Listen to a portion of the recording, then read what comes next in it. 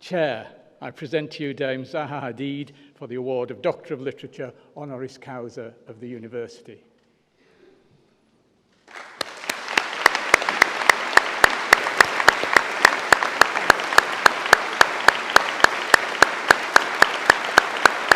By the authority vested in me, I admit you to the degree of Doctor of Literature Honoris Causa of the University of London.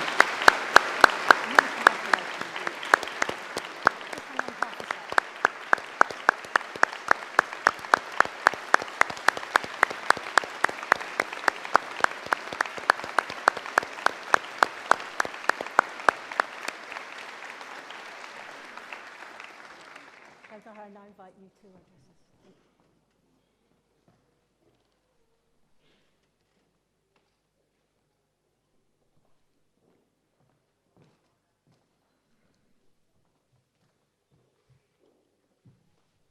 address us. Sorry, I'm not wearing the hat, it doesn't fit.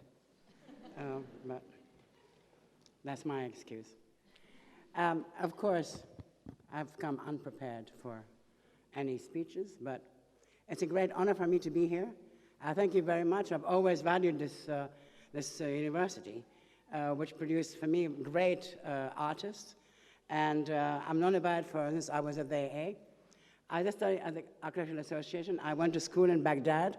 Actually, I went to a nun school in Baghdad in the 50s and the 60s. And Baghdad was a very different place than it is today. The school had Christian girls, Muslim girls, not naming Shia, Sunni, Jewish girls, everything was there in that school. And we had a great headmistress who, in a typical kind of Catholic fashion, managed to maneuver and influence many professors in sciences to educate us. And it was an amazing place.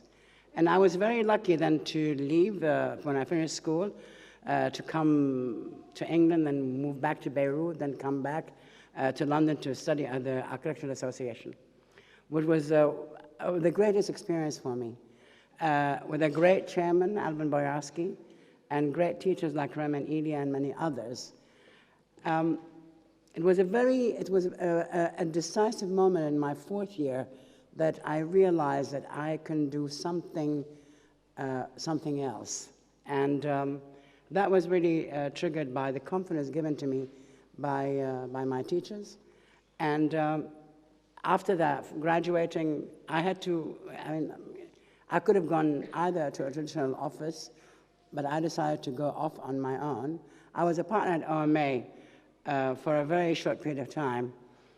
Me and Ram were too similar to get along for too long. Anyway, I taught at the AA for 10 years after that, but it was very important that I decided to carry on the research I did at school beyond my years of education, through teaching, but also through my own studio. I didn't have one. I had a kitchen in a very small muse house, which was my studio. The kitchen and the bathroom were my studio, and the other thing which I learned through this experience was, although the first years after school, I did kind of research on my own and developed things on my own, but beyond that, the teamwork which has helped me a lot in developing any ideas, and we still work like that in the office. So although it was very hard to pursue these ideas for a long time, but it was also very important for me. The other thing is, while doing it, despite the hardship, I had a good time. I enjoyed the moments with the, what I call the young kids in my office, or the friends. And I also, although I don't want to just give a message to women, I noticed there were lots of women here graduating. I know in schools of architecture there are many women in the school, and some of them try to get into the workplace, but after a while it sort of somehow fizzles out. And I think it requires incredible confidence and perseverance to fight the odds and maintain your place in that world.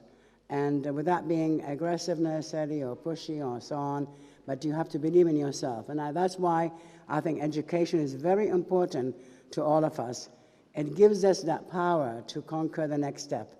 And for me, that was the most radical, important thing I did in my life, was to force myself to be educated.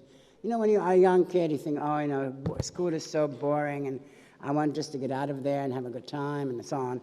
But it was the most important time of my life, and I learned a great deal from it, and I got a great deal of support from many people.